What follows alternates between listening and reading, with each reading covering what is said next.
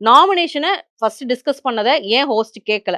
2வது வந்து அவங்க ப்ரீ பிளான்டா தான் வந்து அவங்க குரூப்பே இருக்கக்கூடாதுன்னு சொல்லி தான் போனாங்க. அவங்க ஒரு குரூப்ல சேர்ந்துட்டாங்க.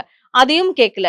இது வந்து நேத்து அவரு ஹோஸ்ட் பண்ணி முடிச்சதுக்கு அப்புறமா வந்து நெறைய பேர் வந்து அந்த குறும்படங்கள வந்து போட்டு இந்த சைடு பார்வதிக்கு ஒரு குறும்படம் போதுன்னா, இந்த ஒரு படம் அவர் திருப்பி ஆமா நான் வேண்டுமே தான் அடிச்சேன்னு சொல்றத வந்து இவரு கேட்கிறாரு. நீங்க விக்ரம் கிட்ட வேண்டுமே அடிச்சேன்னு தானே சொன்னீங்க அப்படின்றத கேட்கிறாரு.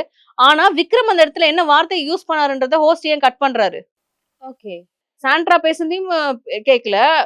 விக்ரம் பேசுனதையும் கேட்கல. ஏன் சார் ஒரு சின்ன ஒரு குழந்தைக்கு ஆளு கேட்டீங்களே ஒரு சார். ஆளு குழம்புக்கு கேட்டாங்க. ஒரு குழம்புக்கு ஆளு கேட்டீங்க. வாயில மிதிக்கலையான்னு கேக்குறாரு. ஒரு ஆள் அதுதான் நீ சொல்றேன். ஏன் கழுத்துல ஆ ஒரேடியா கழுத்திலேயே கழுத்துல வெடிச்சு மிதிக்கல? ஒரேடியா போயிட்டு இருக்கணும் அப்டின்றாரு.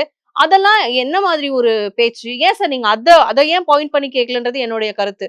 அதே மாதிரி வந்து ஒரு குழம்புக்கு கேட்கிறீங்க, ஒரு உப்புமாவ கேட்கிறீங்க. சாப்பாடு விஷயம் கொட்டக்கூடாது தான். கரெக்ட் தான். எல்லாம் ஒரு குழம்புக்கு அந்த பொண்ண நிக்க வச்சு, "நீ ஏன் பார்வதி இன்னொரு வாட்டி நீங்க இத பண்ணாதீங்க" அப்டின்னு சொல்ற நீங்க, ஒருத்தர் கழுத்திலேயே மிதிப்பேன்னு சொல்றாரு. அவருடைய அவருடைய மாற்றம் உங்களுக்கு புடிச்சிருக்குன்னு சொல்றீங்க. இந்த மாற்றம் எனக்கு புடிச்சிருக்கு. அத ஆனா எல்லைய மீறி பேசுறீங்க. என்னோட ஒரு அது கேள்வி. தவறு. அவரு மாறி இருக்கிறாரா? விக்ரம் வந்து மாறி இருக்கிறாரா?